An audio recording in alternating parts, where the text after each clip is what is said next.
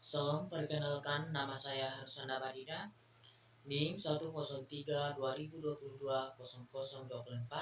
kelas A semester 3, program studi manajemen pendidikan Kristen. Di sini saya membahas tentang manajemen ruang belajar. A. Pengertian ruang belajar atau belajar dalam ruangan yang dibatasi dinding atau tempat peserta didik belajar.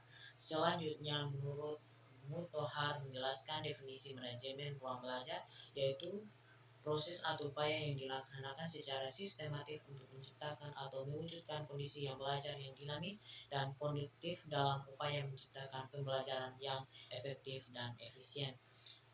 B. Tujuan manajemen ruang belajar pada umumnya bertujuan untuk meningkatkan efektivitas dan efisiensi dalam pencapaian tujuan pembelajaran.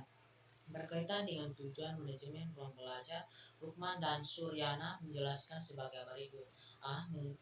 Yang pertama, mewujudkan situasi dan kondisi ruang belajar baik secara lingkungan belajar maupun secara kelompok belajar yang memungkinkan peserta didik untuk mengembangkan kemampuan semaksimal mungkin.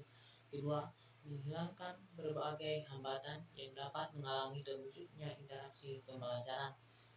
Ketiga, menyediakan dan mengatur fasilitas serta perabotan belajar yang mendukung dan memungkinkan siswa belajar sesuai dengan lingkungan sosial, emosional, dan intelektual siswa dalam ruang belajar.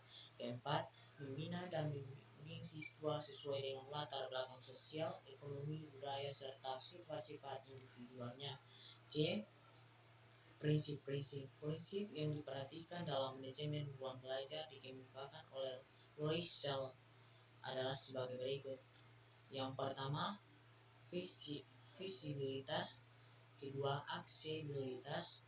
Ketiga, fleksibilitas. Keempat, kenyamanan. Kelima, keindahan. D. Standar ruang belajar. Peraturan Menteri Pendidikan Nasional Nomor 24 Tahun 2007 tentang standar sarana dan prasarana sekolah, maksudnya memaparkan tentang sarana dan prasarana ruang belajar untuk jenjang pendidikan sebagai berikut. Yang pertama, sekolah dasar. Kedua, sekolah menengah pertama. Ketiga, sekolah menengah atas. E. Manajemen ruang belajar. Manajemen ruang belajar memiliki fungsi sebagai berikut. Yang pertama, perencanaan. Kedua, pengorganisasian.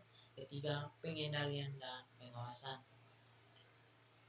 F. Faktor yang mempengaruhi ruang belajar. Berhasilnya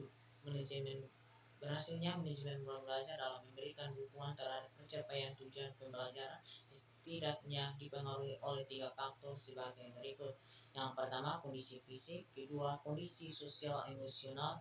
Ketiga, kondisi organisasional. Demikian